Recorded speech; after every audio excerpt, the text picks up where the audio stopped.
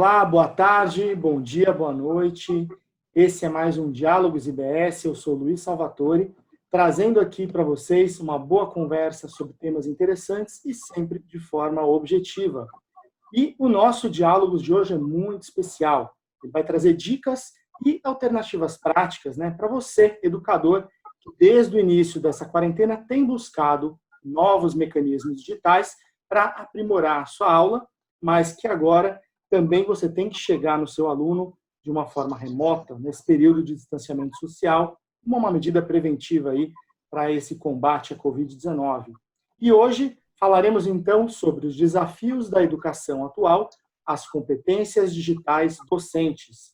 E todos nós sabemos, que esse momento exigiu e continua exigindo dos educadores um conhecimento mínimo que fosse sobre ferramentas digitais e que, em muitos casos, ainda eram desconhecidas ou até pouco usuais no nosso cotidiano. A verdade é que o uso das tecnologias digitais em sala de aula, ele é cada vez mais frequente. A própria Base Nacional Comum Curricular, ela traz a cultura digital como uma de suas competências essenciais para serem trabalhadas aí ao longo do currículo. Lembrando ainda que nós evoluímos muito na questão do acesso à internet, a telefonia, principalmente a telefonia celular, ela trouxe o 3G, o que de alguma forma já vinha fazendo parte aí da vida de muitos alunos e também de muitos educadores. Mas usar a internet ou até o celular como um aliado na aprendizagem é um outro assunto, É um desafio muito mais complexo e que agora realmente tem pego todo mundo aí de jeito. E vale ressaltar que mesmo com todas essas conquistas, ainda temos muitos desafios de acesso. Em alguns casos, o uso da internet ainda nem é uma opção. E também temos outros exemplos que vieram para aqueles que não têm a internet. Tivemos aulas através da rádio, o envio do material impresso, que é o que mais tem sido feito aí pelos municípios brasileiros, e até programas de TV com alguns horários aí de transmissão para disciplinas. Então, o nosso Diálogos de hoje, ele tem como proposta ajudar os professores que estão com aquela dificuldade de organizar uma aula remota online, ou seja, ele é um diálogos mais para aquelas pessoas que já têm um acesso e que estão tentando fazer o seu trabalho de forma regular. E isso é um grande desafio, Montar um espaço em casa, um estúdio, trabalhar a questão do computador, do equipamento. Você tem que pensar ainda em muitas dessas ferramentas disponíveis e ainda como juntar tudo isso de uma maneira inteligente e criativa para os seus alunos. E, de uma maneira muito especial, então, hoje falamos com a professora Eric Zednik. Tudo bem, Eric? Boa tarde, boa noite, bom dia. Vou te invitar um pouco.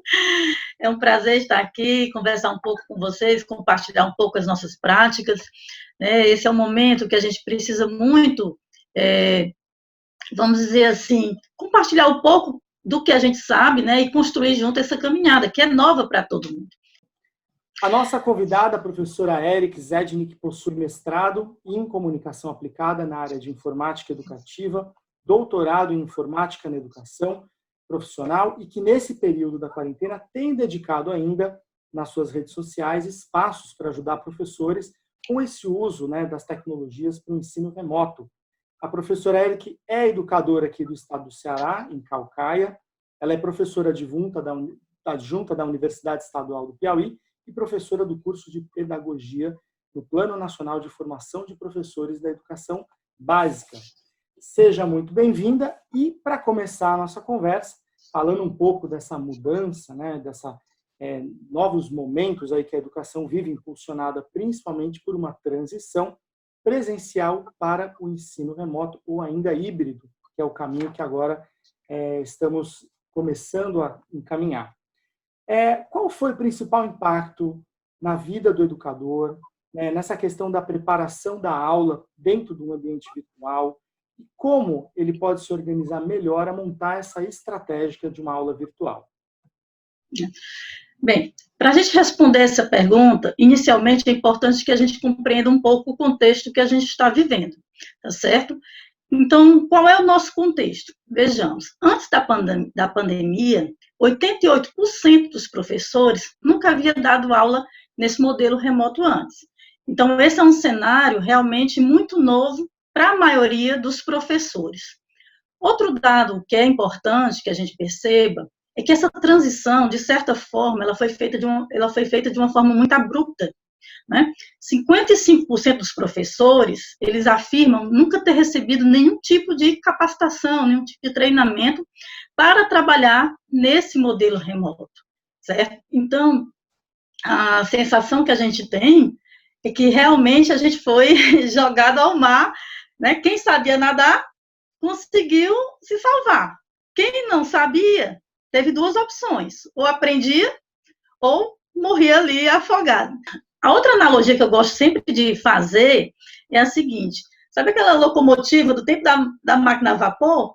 A sensação que a gente tem é que a gente pulou, que a gente saltou para o Hyperloop, né? Que é aquele trem de alta velocidade. Então, é muito difícil você dar continuidade, pegar um trem andando, né? Como diz o velho ditado. Aqui no Ceará, por exemplo, esses dados que eu estou te dizendo são do Instituto Península, mas isso a nível de Brasil. Trazendo aqui para o Ceará, o que foi que aconteceu? Quando a gente teve a paralisação das escolas como uma medida protetiva, né, com relação ao coronavírus, o que as escolas privadas fizeram? As escolas privadas deram férias. Então, esse período de férias, eles tiveram tempo para se reestruturar, para se organizar, para minimamente preparar os professores para esse novo formato, preparar os alunos. Então, eles como que respiraram antes para poder enfrentar esse novo modelo. E o que é que a escola pública fez? Ela continuou, né? É por isso que eu digo que a gente teve essa sensação de que foi jogado ao mar, assim, de repente.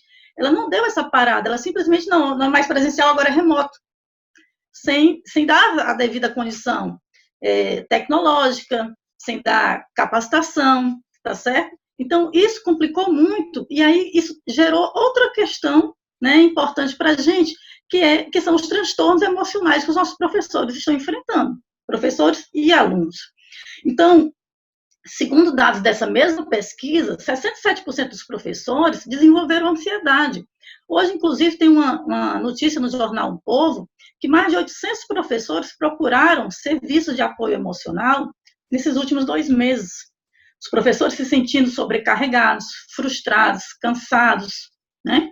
E isso é natural, por conta de toda essa sobrecarga de trabalho e todos os problemas gerados pela pandemia por essas mudanças.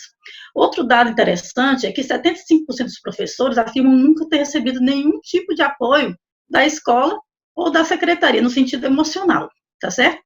E aí, isso aí vai complicar um pouco, porque nós temos hoje, recentemente, um estudo da Universidade de Harvard, que ela diz o seguinte, que no retorno às aulas, nós vamos receber alunos com sérios problemas também emocionais, como efeito da pandemia. Então, alunos que vivenciaram questões, por exemplo, de violência doméstica, alunos que estão vendo seus pais perderem os empregos e não ter como sobreviver, alunos que estão tendo que enfrentar perdas de pessoas na família.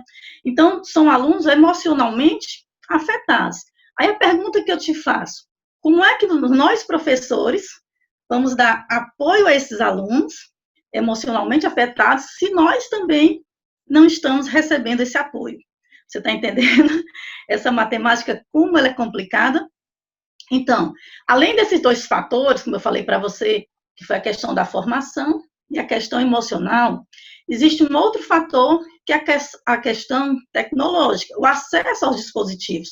Até o presente momento, não existe uma política, vamos dizer assim, de acesso aos dispositivos, aos equipamentos eletrônicos, tanto para professores quanto para os alunos. Porque se você pensar qual seria o equipamento minimamente necessário para um professor dar uma aula remota? Um notebook ou um desktop, né? Então, 90% dos professores, eles afirmam ter notebooks, e 46% afirmam ter um computador de mesa, um desktop. No entanto, desses 90%, nós temos aí 38% que precisa compartilhar esse aparelho com outra pessoa da família. Porque, às vezes, esse professor ele tem um filho, ou 2, ou tem a esposa que também, né? Alguém da família. E 27% dos que têm desktop também tem que compartilhar. Então, já torna a coisa um pouco mais complicada aí, né? Então, às vezes tem, mas não tem de fato, tá certo? E, além do aparelho, uma internet de qualidade. Outra questão, para você entender, no Brasil, 4,8 milhões de crianças e adolescentes, nessa faixa etária de 9 a 17 anos, eles não têm acesso à internet em casa. Isso corresponde a 17% de total de crianças e jovens nessa faixa etária, tá certo? Então, isso aí são dados do Unicef de 2019. Agora, essas crianças, elas tinham acesso, às vezes, na escola. Então, dessas que não têm acesso de jeito nenhum, nem sequer na escola, nem em casa, nem em lugar nenhum, corresponde a 11%. Alguém pode dizer, 11% é pouco, mas não é quando você transforma isso em número absoluto, tá certo? Isso aí são milhões de crianças nessa situação. Então, a exclusão ela ainda se torna maior quando você vai para a zona rural. Você vai para a zona rural, esse número ele chega a 25%. Quando você coloca nas regiões norte e nordeste, isso aí passa para 21%.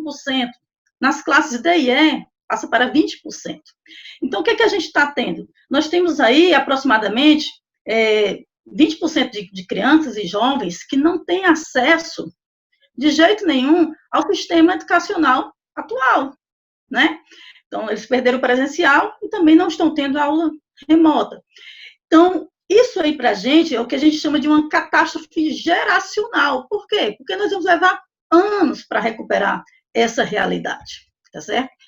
Você falou inicialmente que nós temos alguns programas de televisão, né, que estão sendo iniciados, e esse foi, assim, acho que uma iniciativa excelente, né, o governo do estado realmente, ele acertou muito. Mesmo assim, a gente tem problemas com relação a isso também, eu vou falar um pouco sobre isso, porque, por exemplo, por que foi bom? Porque 96% dos lares brasileiros, eles possuem a televisão, possuem o aparelho de televisão, né?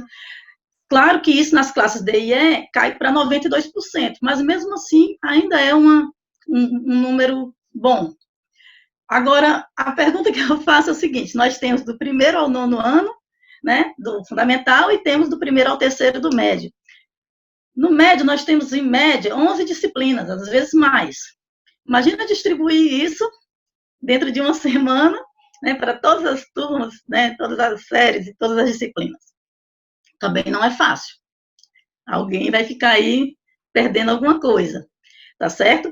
O equipamento que, vamos dizer assim, que ele é mais comum, pelo menos na classe A, tem 100% de pessoas com ele, é o celular. Nas classes D e E, cai para 84%. Mas aí é que eu assim, penso que deveria ter uma política, por exemplo, de plano de dados para essas crianças. Porque se a maioria tem celular, se você coloca, por exemplo, uma política onde o governo oferece plano de dados para que eles tenham acesso à internet, isso não é uma coisa difícil para o governo fazer com algum provedor de internet, né? Então, fica mais fácil desses alunos terem esse acesso. Então, eu acho que seria uma saída para essa realidade. Bom, diante desse contexto, eu vou já responder a sua pergunta.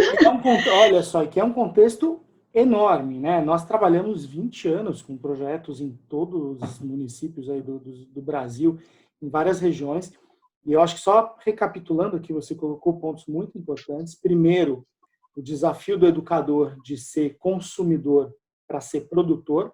Então, uma coisa é ter um acesso à internet no celular, onde você é um consumidor. Outra coisa é, de repente, você ter que ser produtor. Então, isso envolve uma outra dinâmica, né? Isso é ótimo. Aliás, nós trabalhamos com projetos de comunicação, a gente sabe o quanto isso é bom para o ser humano, mas ninguém estava preparado. Um outro ponto é que a questão psicológica já era um desafio, né? Nós tínhamos muitos pedidos e demandas por ter um psicólogo na escola, muitas vezes não para atender o aluno, justamente para atender essas ansiedades do educador. Então, imagina que se já tínhamos essa demanda, o quanto ela foi aumentada, né? Então, isso é um cenário extremamente complexo. Agora, um ponto positivo realmente que nós notamos aqui foi, pelo menos no Ceará, o Brasil não teve um padrão de ações, mas os primeiros 30 dias terem virado férias na particular, realmente a gente percebeu que foi extremamente valioso, não por férias, porque ninguém teve férias, mas foi exatamente para organizar minimamente a casa. Então, a gente viu que alguns conseguiram andar, enquanto outros hoje ainda não conseguem. Então, diante disso, voltamos, né? Quais são estratégias que vocês viram, vocês educadores, em pesquisa, o que a gente pode recomendar nesse sentido? Deixa só eu fazer um ponto antes da gente ir para essa segunda pergunta, tá certo? Assim, que eu queria destacar ainda, né, que as desigualdades, Luiz, elas já existiam, né? A gente sabe que essas desigualdades todas, como você já percebeu, a gente já tínhamos. Só que elas foram acentuadas com essa pandemia, elas se tornaram mais evidentes. O que, em resumo, a gente tem com relação a tudo isso, né? Que os professores, em sua maioria, eles estão por sua conta em 3 aspectos, que é a questão da formação, a questão emocional e a questão tecnológica. O que é que eu poderia sugerir com relação, por exemplo, à questão tecnológica? Então, o professor precisa procurar, geralmente, utilizar tecnologias que sejam mais acessíveis e que sejam mais convenientes, tanto para ele quanto para o aluno.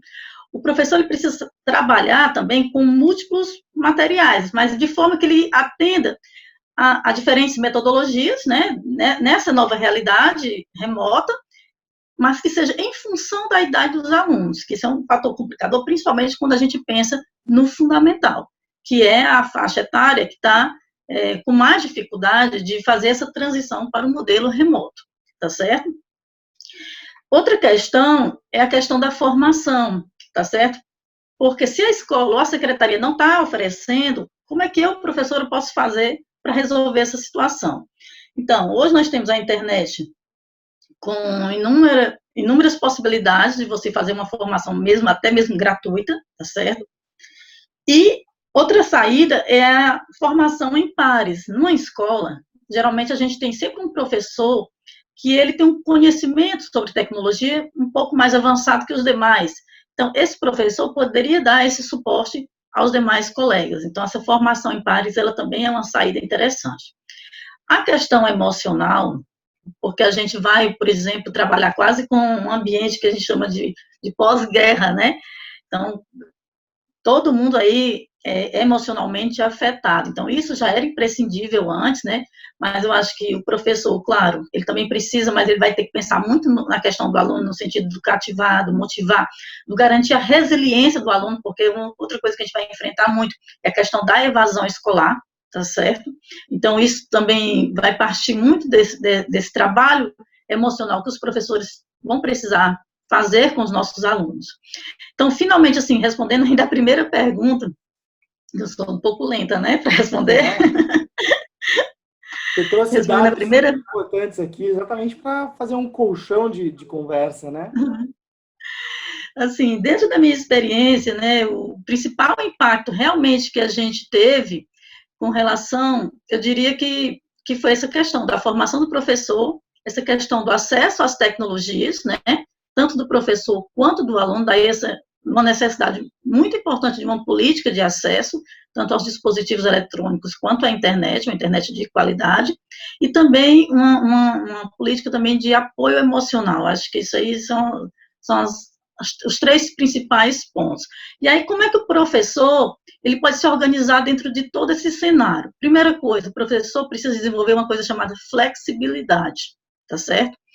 Então, um exemplo, se eu estou dando uma aula síncrona com o meu aluno, né, eu estou aqui usando um Zoom ou um Meet, é sempre importante, por exemplo, que eu deixe essa aula gravada, disponível para o meu aluno em algum canal. Por quê? Porque nem todo aluno vai ter condições de assistir aquela aula naquele momento, por várias questões, ou porque não tem o aparelho, ou porque não tem a internet, enfim. Então, se ele tem a oportunidade de assistir em outro momento, isso já facilita. Outra coisa, por exemplo, às vezes o professor passa uma atividade, seja flexível nos prazos, né? Porque as dificuldades para eles terem acesso, enviar essas atividades são muitas. Então, precisa flexibilizar isso aí. Outro ponto importante, planejar de acordo com a realidade do aluno. Então, pensar sempre em atividades que realmente sejam acessíveis a ele, que ele possa realizar. Conhecer e se apropriar de ferramentas que são básicas, que são essenciais. Então, o professor precisa fazer esse trabalho de buscar se apropriar dessas ferramentas, né? Então, não adianta fazer, por exemplo, um show de ferramentas, incrementar um monte de coisa nova, tecnologia de ponta lá em cima, se o aluno não vai conseguir acessar. Então, ele precisa ter esse foco. E, por último, seria garantir um canal de comunicação com esse aluno, né, e de interação, nem que seja por telefone. Então, ele precisa manter esse contato com o aluno. tá certo? Então, esses seriam os pontos que eu diria que são os mais importantes para ele poder se organizar. Perfeito. Agora, tem dois pontos aqui que eu queria te trazer. Um, na verdade, tem a ver com uma experiência que nós já vimos de escolas que tentaram colocar câmeras dentro da sala. Ou seja, tiveram muitos educadores que se incomodaram com o fato de terem suas aulas gravadas ou monitoradas. Será que esse não é um ponto também importante que pode estar incomodando muitos educadores? Porque agora ele é obrigado a expor a sua aula, e isso pode estar trazendo também algo que agrave essa resistência não é só o conhecimento, é o não querer expor. Isso é uma colocação pela experiência que nós temos. Nós vimos uma situação também em um outro município, onde o modelo pode ser algo também importante. Então, esse município nos pediu uma referência de como nós faríamos determinada aula. E aí, claro que se você cria um padrão, esse padrão fica um pouco mais fácil de ser copiado. Então, um padrão onde você tem os eixos ali das aulas, da disciplina, da BNCC, enfim, todo aquele parâmetro curricular, quais são elementos adicionais online e offline, e um PowerPoint que possa ser projetado, ou uma aula ao vivo, enfim. Nós também não temos modelos, né? Então, se você acredita que ter um modelo é algo interessante, e também se a gente pode estar tendo restrições por vergonha ou por não querer expor o seu conteúdo. E, por fim, a BNCC já vem trazendo, né, a questão da inclusão da cultura digital. Então, aonde que a BNCC ajuda ou não deu tempo de começar esse trabalho e chegou a pandemia e por isso que vivemos também tamanhas dificuldades nesse momento. Só voltando a essa questão da gravação, realmente, a gente já enfrentava alguns problemas com relação a isso, professores que tinham resistência, porque às vezes aluno filmava sem autorização do professor e utilizava em contextos diferentes daquilo que ele estava falando, ou deturpava suas palavras, alguma coisa assim. Então, esse era um fator realmente complicador. Mas quando você dá uma aula síncrona, mesmo que você não grave, o aluno pode estar gravando ali no computador dele. Então, a gente não está ileso de forma alguma. Então, o ideal é que realmente você possa gravar, de repente você faz até uma edição, né, e disponibiliza editado, tá certo? Bom, esse é o meu ponto de vista. Claro que seria interessante que a gente tivesse assim, um padrão, mas cada professor tem o seu estilo de dar aula, tem sua forma de pensar, então não é uma coisa também muito fácil, tem muita discussão realmente, muito ponto de vista diferenciado em relação a isso, tá certo? Com relação à BNCC, bom, as pessoas, só para título de informação, a BNCC é um documento, né, que ela norteia todos os currículos dos sistemas e redes de ensino da educação básica de todo o Brasil. Ela está vigente desde 2018, ela foi aprovada no finalzinho de dezembro de 2017, então desde 2018 nós temos aí uma nova BNCC. Então essa BNCC, ela traz aí 10 competências gerais, onde a competência 5, ela trata justamente da questão da cultura digital. Eu vou pedir licença aqui para a gente ler um pouquinho esse trecho da competência 5, que ele diz assim: compreender, utilizar e criar tecnologias digitais de informação e comunicação, de forma crítica, significativa, reflexiva e ética, nas diversas práticas sociais, incluindo as escolares, para se comunicar, acessar e disseminar informações, produzir conhecimentos, resolver problemas e exercer protagonismo e autoria na vida pessoal e coletiva. Veja só que abrangente, né? Então, assim, a questão da tecnologia, da cultura digital, ela vai permear todas as áreas, não vai ser uma disciplina específica, não, mas ela vai ser trabalhada como um tema transversal em todas as áreas. Inclusive, essa palavra tecnologia, ela vai aparecer em outras duas competências gerais, que é na competência 1 e na 2. Olha só, só na BNCC do currículo do ensino fundamental, ela é mencionada em 128 habilidades. Isso corresponde a 10%, né? E das habilidades indicadas no currículo. Então, é muita coisa, tá certo? Então, o professor, ele precisa realmente repensar a sua prática a sua prática educativa, pensando nesse novo contexto da cultura digital. E, assim, o que eu queria chamar a atenção? Essa palavra ética, que está aí na descrição da competência geral 5, né? Além de todas as atribuições, nós vamos ter que também formar pessoas para a cyberética, ou seja, como é que a gente vai se comportar dentro desse mundo digital, né? Dentro do mundo virtual.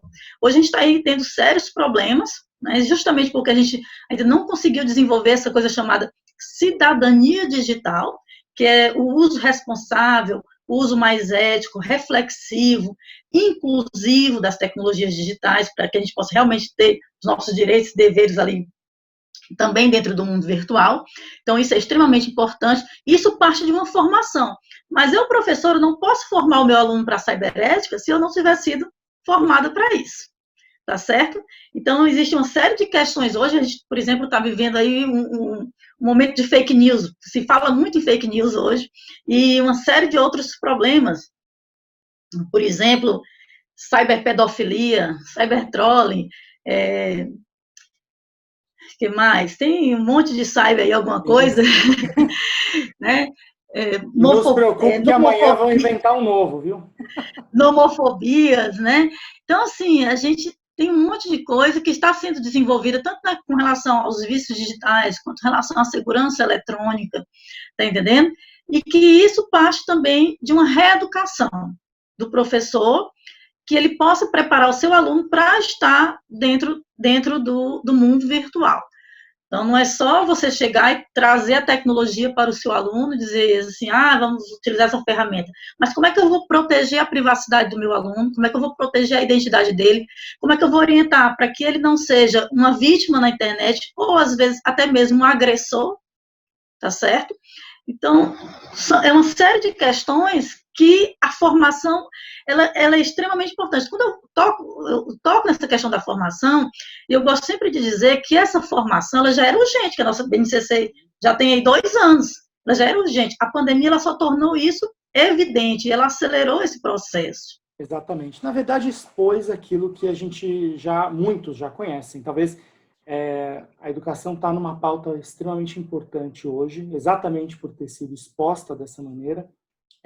Lembrando aqui que muitos educadores que vão assistir conhecem um pouco do nosso trabalho também.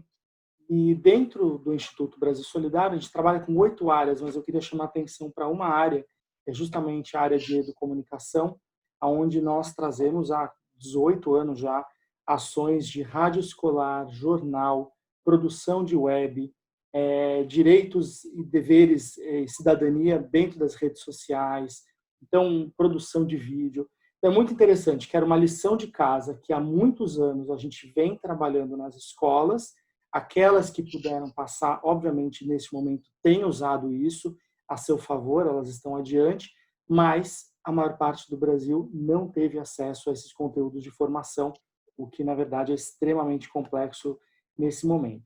Você citou Meets e Zoom, né? Existe alguma ferramenta mais ou menos adequada, né? E dentro dessas ferramentas, o que você indica para um outro debate que tem sido falado, que é frequência, análise de desempenho, né? Se a gente deve ser rigoroso nesse ponto ou a gente vai ter que realmente usar a criatividade.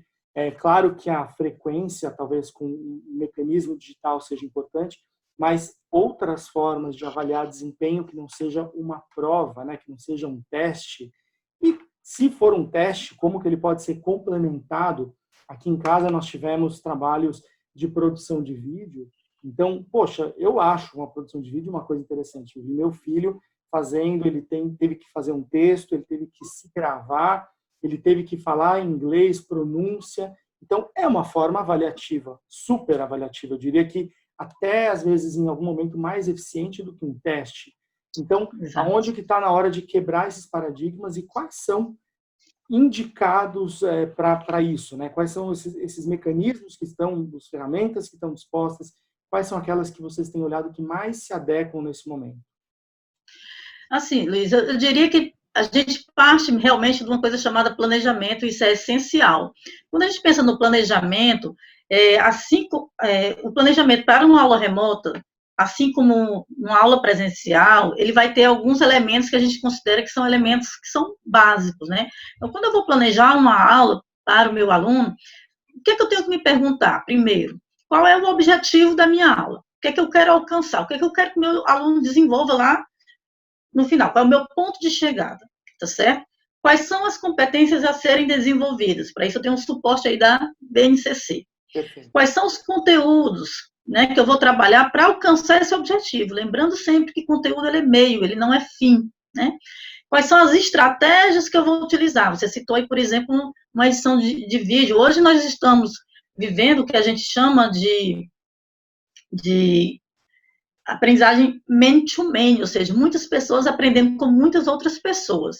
Você pode observar que o YouTube está cheio de canais, de pessoas ensinando a outras pessoas, tutoriais para tudo que você possa imaginar. Um dia desse eu estava com um problema de gafanhoto aqui, não, era gafanhoto não, era grilo. E eu digo, meu Deus, sabe como é que eu faço para resolver o problema desse grilo? Ele estava para me enlouquecer. E eu fui na internet para saber. Depois tinha um monte de tutorial ensinando como é que eu resolveria esse problema. Tudo do mundo que você imaginar vai ter.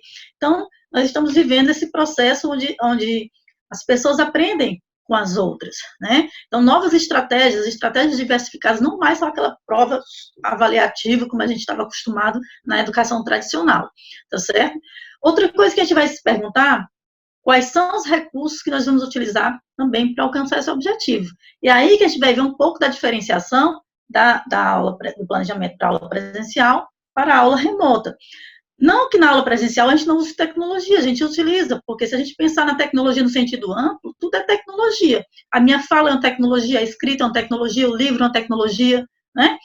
Então, tudo é tecnologia. Agora, no sentido mais moderno, da gente pensar na tecnologia digital, que tipo de tecnologia que eu vou pensar, por exemplo, para criar conteúdos? Quais são os aplicativos, por exemplo? Eu tenho que pensar naqueles que são mais fáceis, que são dos comuns professores. Eu gosto muito de falar no PowerPoint. Por quê? Porque todo mundo sabe fazer um PowerPoint, pelo menos a maioria, né? E o PowerPoint, eu gosto muito de indicar, porque eu acho a forma mais fácil de você gravar uma aula. Então, quer gravar uma aula, você pode gravar com o próprio PowerPoint, né? Então, prepara ali seus slides, você no próprio PowerPoint você tem a canetinha para destacar, para o laser, então tem tudo. Se quiser deixar só o áudio, tem professor que não quer mostrar a imagem, deixa só o áudio explicando, então fica mais fácil, né? Mas nós temos outras ferramentas, como, por exemplo, o Canva. O Google Slide também eu acho muito interessante, porque o Google Slide, você pode atrelar a ele ferramentas de interação, como, por exemplo, um pool everywhere, que você pode fazer atividades com um aluno ali de forma síncrona na mesma hora, um peer deck. Você tem ali um sistemazinho de perguntas e respostas, onde os alunos podem interagir. Você pode colocar ali um Jamboard, por exemplo. Se você estiver trabalhando com o Meet com eles, você pode utilizar um Jamboard, que é uma lousa digital, tá certo? Então, existem várias questões. Outra questão do Google Slide também, e das ferramentas do Google em geral, que elas são muito intuitivas e muito fáceis, né, são criadas com essa finalidade de serem intuitivas, é a questão de acessibilidade. O Google, ele partiu por essa linha de tornar as coisas mais acessíveis. Então, se eu tenho um aluno com alguma deficiência, isso já facilita bastante. Eu tenho um leitor, eu tenho lupa, né, eu tenho legenda, eu tenho uma série de recursos que me possibilitam integrar também esses alunos que têm algum tipo de deficiência, tá certo? Mas eu tenho outro tipo de editores para criar conteúdo, para criar texto, para criar imagem, para criar um infográfico, um áudio, uma planilha, tá certo? Outra coisa que eu tenho que me perguntar, quais são os recursos para gravar uma videoaula, né, ou um podcast? Como eu já falei, o próprio PowerPoint grava, mas o PowerPoint não é gratuito. Um gratuito, professor, o OBS, né, você pode gravar facilmente. Para editar, eu particularmente não gosto muito dos editores gratuitos, eu uso mais o Movavi, mas tem outros, tem o Camtasia, né? Para fazer podcast, nós temos um gratuito que é muito bom, por exemplo, que é o Audacity, né? Que o pessoal português diz Audacity, mas Audacity, ele é muito bom também, ele é quase um editor profissional, eu diria profissional, certo? E é gratuito para qualquer professor, e não tem tutorial sobre ele, explicativo, então não é tão difícil da pessoa se apropriar. Outra coisa que a pessoa pode estar se perguntando na hora que está planejando a aula, olha, eu não tenho tempo, eu não sei gravar uma aula, por exemplo, posso pegar aulas prontas? Gente, na internet tem muita videoaula pronta, de excelente qualidade, em repositórios que você pode utilizar nas suas aulas, tá certo? Então, o YouTube Edu é um canal muito bom, um repositório muito bom. Canais educativos no YouTube, por exemplo, existem inúmeros canais de excelente qualidade. O TeacherTube, o Domínio Público, Canal Futura, todos eles disponibilizam aulas já prontas, que vocês podem utilizar nas aulas de vocês. Então, são ferramentas que às vezes o professor, não quero gravar, mas você já tem aquele material ali. Eu tenho que organizar. Outra coisa... E até como você falou, às vezes não é um PowerPoint gigante. Se você tiver um PowerPoint com 3 páginas, 4, com os tópicos que já foram passados ou compartilhados, é só uma retomada. Eu acredito muito que esse ambiente virtual também é um ambiente interativo. Então, não é só expositivo. Nós, pelo menos, temos defendido uma ideia de que você pode mandar um conteúdo, sei lá, no dia anterior, e no dia seguinte você interage com aquilo que você já encaminhou. E que não foi necessariamente você que produziu, mas você planejou e chegou naquele conteúdo ideal para fazer aquela indicação. Então, o que a gente chama de sala de aula invertida. E o que faltou foi essa formação, né? Porque os materiais existem, né? Quando a gente fala, as ferramentas digitais, elas existem. Faltou a formação, o planejamento, que já era um gargalo importante, porque o planejamento também bate com o tempo. Então, qual o tempo que eu tenho para essa pesquisa? Não é tão fácil. Eu tenho que assistir para poder indicar, eu tenho que olhar, ler, acessar para poder sugerir trechos. Então, isso é o mais complexo, talvez, nessa rotina diária que a gente tem que enfrentar, né? Exato. Eu sempre trabalhei com ensino híbrido, né? Quando eu dou as aulas na universidade, eu sempre gostei, por exemplo, de utilizar já ali o Classroom. Então, eu fazia justamente isso, eu disponibilizava antecipadamente os materiais da aula para que o aluno já pudesse ter esse contato antes, né? E quando ia para a aula, ele já ia mais para tirar ali as dúvidas, né? E se tornava uma coisa mais fácil da gente trabalhar. Então, esse suporte da tecnologia ele também é muito bom, até mesmo quando você está dando aula no presencial, né? Então, não é só esse momento da aula remota que vai exigir que a gente utilize esse tipo de recurso. Outra pergunta que a gente pode se fazer também na hora que a gente está planejando, por exemplo, quais são as ferramentas para atividades diversificadas, né? Então, por exemplo, hoje nós temos Banco Internacional de Objetos Educacionais, nós temos milhares de produtos digitais disponíveis gratuitamente para os professores, que vão desde simulações, webquests, imagens, músicas, um monte de material está ali disponível gratuitamente. O próprio portal do professor, a escola digital é outro repositório que tem muito material gratuitamente para o professor, que ele pode criar atividades diversificadas, as mais diferentes possíveis. Nós temos laboratórios virtuais, museus virtuais, galerias virtuais, acesso a dicionários, enciclopédias. Então, assim, até mesmo jornais, né, que não sei se você já ouviu falar no Google Newspaper, por exemplo, que nós temos aí acesso a milhares de jornais de todo mundo, de diferentes épocas. Então, hoje, o acesso a esse tipo de conteúdo ele é muito vasto. Então, por isso é que eu falo sempre, o planejamento ele é essencial, porque não é por falta de material, às vezes é questão mesmo de metodizar isso aí, né, de você criar estratégias, de você diversificar essas atividades. Outra coisa importante que a gente tem que pensar em quais ambientes, né, que a gente vai compartilhar esses diferentes formatos de conteúdos, porque uma coisa que eu tenho escutado muito, né, que tem gerado muito estresse nos nossos professores, é, por exemplo, não ter um ambiente que seja o ponto de encontro deles, aluno e professor. Então, o professor acaba tendo que receber material do Facebook, o menino envia pelo e-mail, envia pelo WhatsApp, por todos os canais possíveis, né, pelo Telegram, e aí o professor fica ali catando material de todo lado, e acaba gerando realmente um estresse. Então, qual é o ideal? É que você tenha um ambiente virtual de aprendizagem, que a gente chama de AVA, né?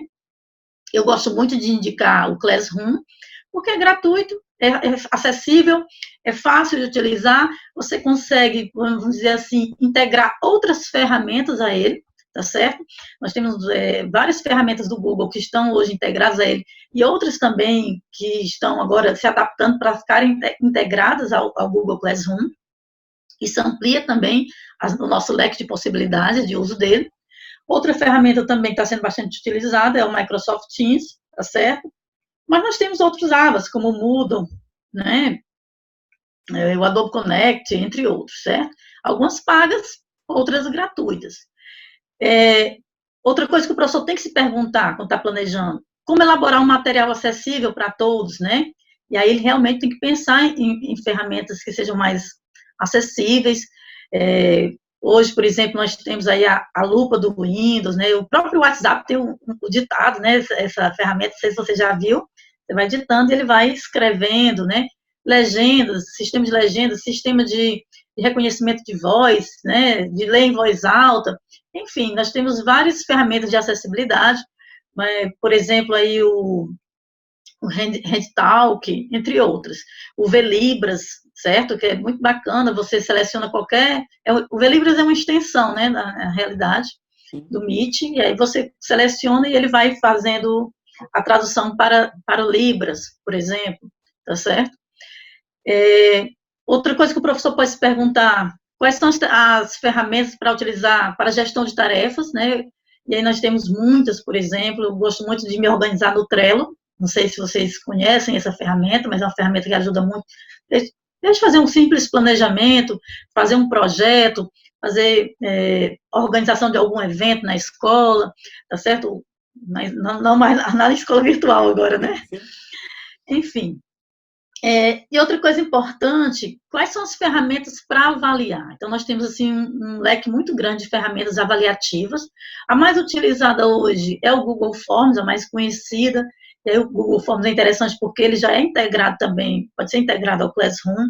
Ele hoje tem extensões que te possibilitam, por exemplo, colocar fórmulas matemáticas, extensões que possibilitam você marcar o tempo da avaliação, certo? Ele, por exemplo, quem trabalha com os Chromebooks, por exemplo, você faz uma avaliação no Google Forms, se for utilizando os Chromebooks, você bloqueia outras telas, o aluno não consegue vamos dizer, navegar em outros sites.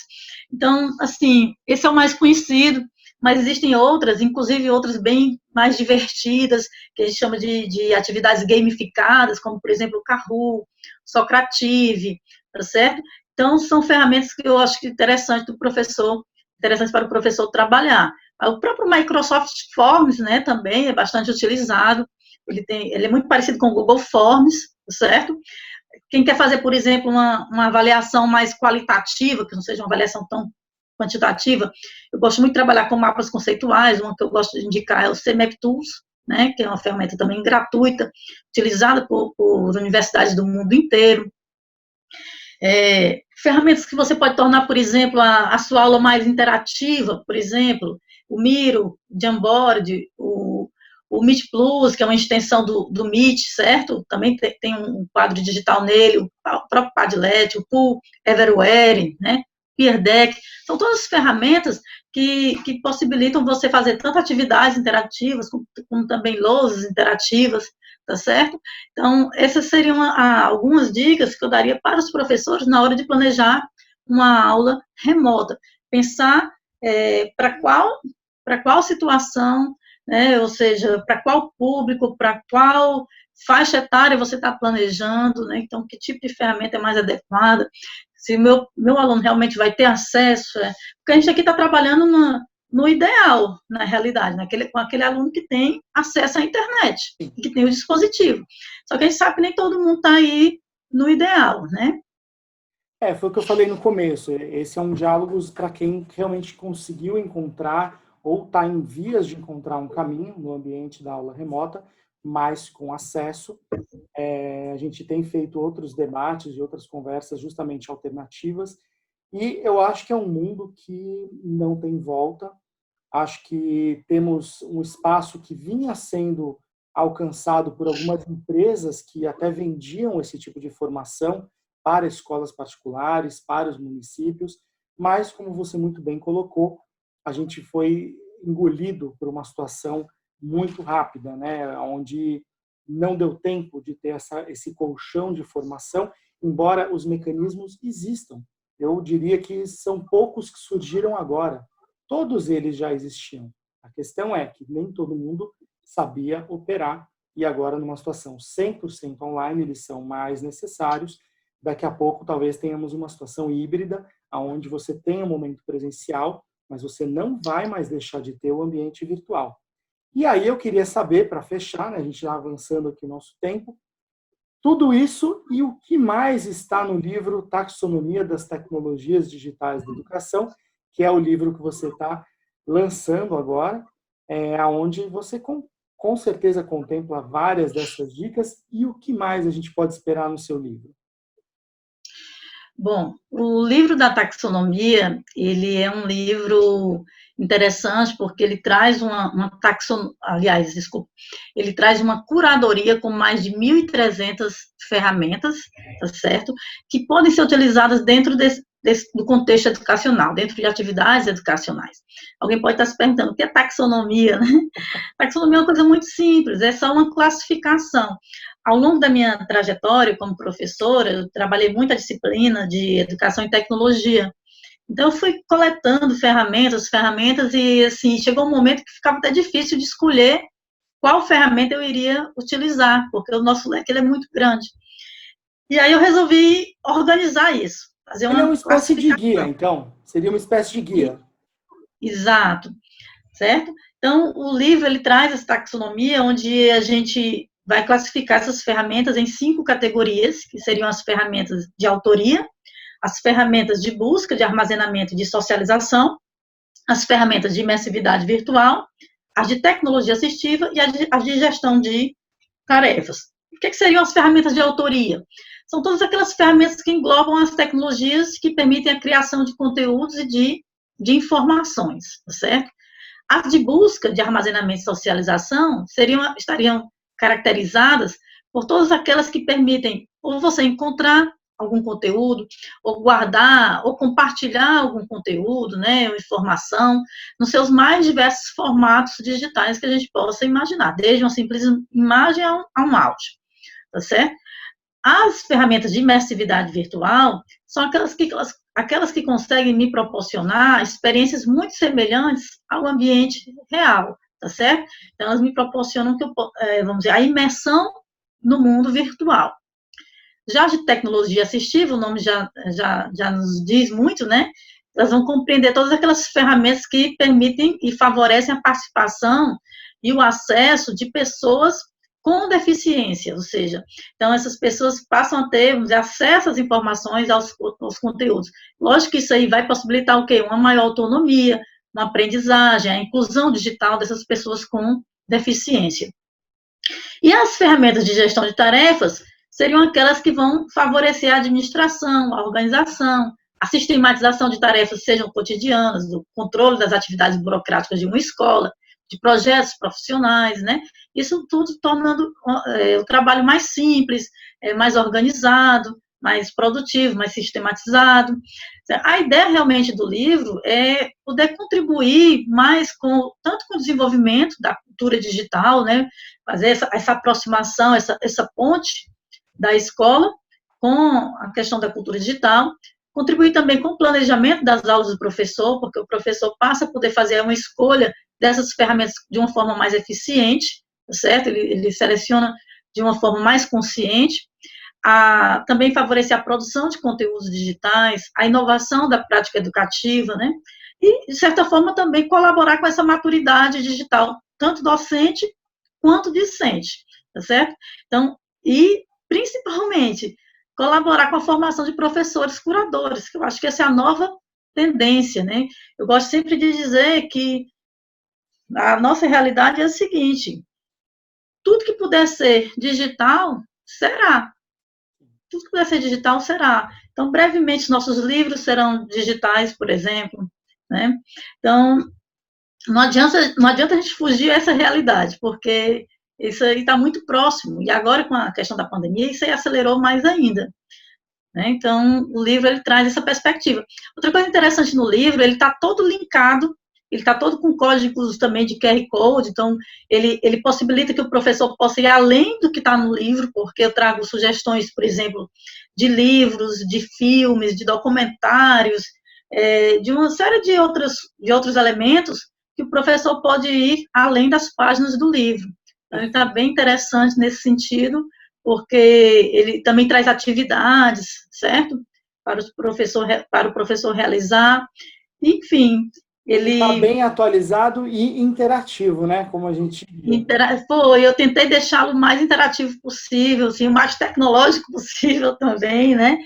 E também ele levanta algumas discussões, ele traz essa questão das mudanças que foram impulsionadas por essa transição de eras também, né? Porque cronologicamente nós já estamos na era pós-digital desde 2010, e alguém pode dizer assim, mas puxa, a gente está na pós-digital e nem percebeu, né? O que caracteriza essa era pós-digital? É justamente essa ubiquidade das tecnologias, tá certo? Essa onipresença das tecnologias digitais. E aí, só que é o seguinte, apesar da tecnologia ela estar muito desenvolvida, ela não é distribuída igualmente. E algumas áreas, isso aí ainda é muito pior. A educação, por exemplo, ela está muito aquém. Por isso é que a gente não percebe, principalmente quem é da educação, não percebe que a gente já está na era pós-digital. Por quê? Por conta dessa distribuição da tecnologia que não é de forma igualitária, não é E equitativa. um momento atrás, até que aconteceu, manda-se um projetor, manda-se um notebook, um projetor e acha que está feito. E, na verdade, esse momento mostra exatamente que faltou um bom pedaço, né? E no Instituto, a gente sempre trabalha com um tripé de ações, que nós chamamos, né, de espaço, gestão e projeto, que é exatamente isso. Espaço também pode ser o bem material. Gestão é uma formação de alta qualificação para usar esse espaço. E projeto, que é exatamente ideias, caminhos para você justamente fazer a sua aula ser mais interessante. Eu tenho certeza que seu livro será um sucesso. Queremos tê-lo no nosso acervo aqui do Instituto Brasil Solidário. Vou Vai ser fazer uma doação para ir. será uma vida longa dentro de um grande cardápio atualizadíssimo que temos aí à frente. Inclusive, Luiz, depois você me encaminha o endereço, que eu tenho um outro livro que eu gostaria de doar, né, que a gente lançou ano passado. Esse é uma organização, na realidade, não é apenas de minha autoria, né, são vários autores, mas aí eu tenho ele aqui, gostaria de fazer uma doação para o Instituto, tá certo? E aí você me encaminha depois o endereço para a gente fazer essa Com certeza, e vamos distribuição. recomendar. E eu queria lembrar, para fechar, gente, eu queria lembrar dois projetos que talvez nesse momento são muito simples, né? Que o Instituto traz. Eles talvez estejam um pouco mais focados para a língua portuguesa, mas eles têm muitas condições interdisciplinares, então, para a história, para a geografia, que é o projeto de fotoescrita e o projeto de audioescrita. Eles têm uma composição muito parecida. E talvez nesse momento de isolamento, nesse momento de distanciamento, seja muito interessante os professores abordarem.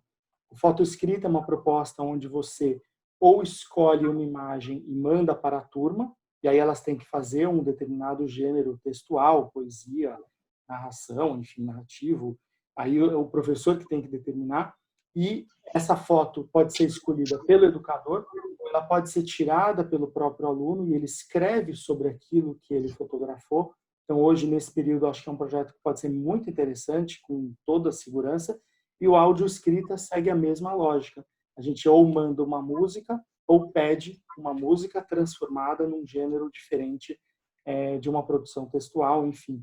E aí você tem várias abordagens para a discussão da letra, para a discussão do contexto, ou simplesmente para trabalhar o imaginário, né? No caso de mandar uma música instrumental, de mandar algo que não tem a letra, ou seja, você trabalha a fantasia, a imaginação. Então, tem, acho que, dois projetos muito bacanas. Professor Eric, gostaria de agradecer demais a sua participação. Nosso diálogo ele tem um canal próprio, né? Usem a hashtag DiálogosIBS. A gente compartilha também no nosso Facebook, no Instagram do Instituto Brasil Solidário. E assim eu gostaria de agradecer novamente a sua participação, se quiser dar uma última palavra, e que a gente seja aí muito feliz com nossos projetos e que a gente consiga passar por isso, né? Isso. Eu agradeço imensamente também o convite e essa oportunidade da gente compartilhar e trocar algumas ideias. Eu acho que esse é o momento de nós, educadores, realmente se apoiar, sabe? E compartilhar um pouco daquilo que a gente sabe e buscar saber um pouco mais também. Esse não é um momento fácil para ninguém. E está todo mundo, vamos dizer assim, aprendendo, está todo mundo construindo. Mesmo quem é da área, principalmente essa área da informática educativa, ela é uma área muito volátil. Né? Então, isso muda muito, né? Muda todos os dias, sai coisa nova, e a gente precisa estar todo dia aprendendo coisas. Então, imagina para quem não é da área, isso tem sido realmente um mar de novidades. Então, professores, eu queria, assim, também deixar, essa semana a gente teve aí o Dia do Educador, né? Deixar um imenso abraço a todas essas pessoas que, apesar das imensas dificuldades que enfrentam, a gente reconhece muito o trabalho do professor e eu acho que o trabalho muito digno e a gente enfrenta todo dia tanta coisa e a gente é tão incompreendido muitas vezes, sabe? E por isso eu queria deixar esse abraço especial a todos os professores e o reconhecimento também pelo trabalho que eles realizam. Que, embora a gente não esteja, vamos dizer assim, como é que eu explico? A gente poderia até fazer mais, vamos dizer assim, mas a gente está fazendo o máximo que a gente pode dentro das condições que nos são oferecidas. Eu tenho certeza disso, que o compromisso dos professores, ele é imenso. Então, um grande abraço, obrigada, Luiz. Com certeza. Obrigado pelas palavras aí, nossa saudação também a todos os educadores, e que esse espaço nosso do Diálogos também seja um ponto de encontro. Esse ponto de encontro que você bem colocou, de informações, de troca, e que as pessoas percebam o quanto a gente está junto, trabalhando na informação, nessa experiência, e principalmente nesse saber que está sendo construído todos os dias. Então, boa noite a todos e juntos construímos. Tchau.